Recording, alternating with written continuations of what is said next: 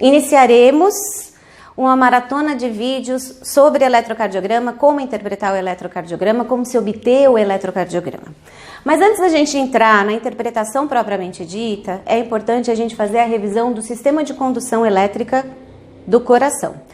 Quando a gente pensa no sistema de condução elétrica do coração, a gente pensa logo inicialmente no nosso marca-passo fisiológico, que seria o nó sinusal ou o nó sinoatrial. Das duas maneiras são sinônimos, né, essas duas palavras, das duas maneiras está correta.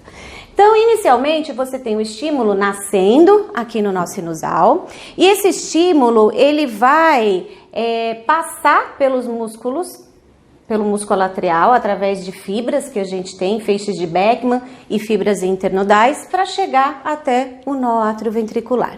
Por que isso é importante? Porque quando você tem a passagem da condução elétrica desse estímulo, então lembrar que a gente tem, né, células cardíacas que são automáticas e células cardíacas que são condutivas. Então, células automáticas são aquelas que vão gerar o estímulo e as condutivas apenas conduzir. Então, uma vez que esse estímulo ele é iniciado, a gente precisa que ele seja conduzido por todo o coração e só assim a gente vai ter o que a gente chama de sístole atrial ou sístole ventricular, que são tão importantes aí para a gente manter a dinâmica cardíaca e o ciclo cardíaco. Tudo bem? Então, eu preciso que esse estímulo ele seja, né, que ele nasça, né? Então a gente tem células aqui nesse nó sinusal que são automáticas e que vão gerar esse estímulo.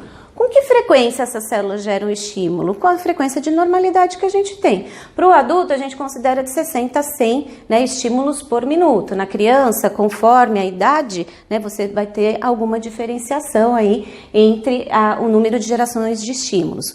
Quando a gente está no estado de taquicardia, para compensar o débito cardíaco, a gente tem estímulos sendo gerados com maior frequência por minuto.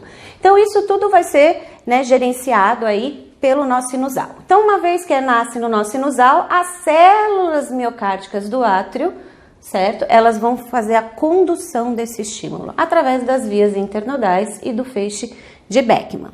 Esse estímulo, ele antes de chegar aqui no nó atrioventricular, ele dá uma desacelerada, então a gente vai ter uma pausa. É importante a gente falar dessa pausa, porque essa pausa a gente vai conseguir enxergar no traçado eletrocardiográfico para depois penetrar no nó atrioventricular.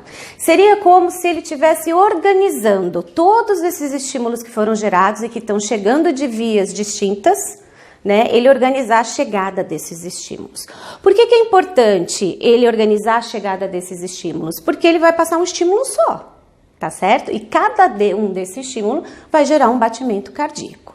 Então, uma vez que ele fez essa pausa, aí sim ele penetra pelo nó atrioventricular e logo após o nó atrioventricular você tem o que a gente chama de feixe de Rieser, onde esse estímulo dá uma acelerada. Então, ele acelera para depois ele migrar para ramo direito, ramo esquerdo e terminar nas fibras de Purkinje. O ramo direito e ramo esquerdo também podem ser chamados de ramos do feixe de Rieser. Isso quer dizer o quê? Que eu preciso que o estímulo que foi gerado no nó sinoatrial, ele chegue até as fibras de Purkinje para que ela faça a contração ventricular e com isso a gente tem aí volume sistólico, tanto ventricular direito quanto ventricular esquerdo.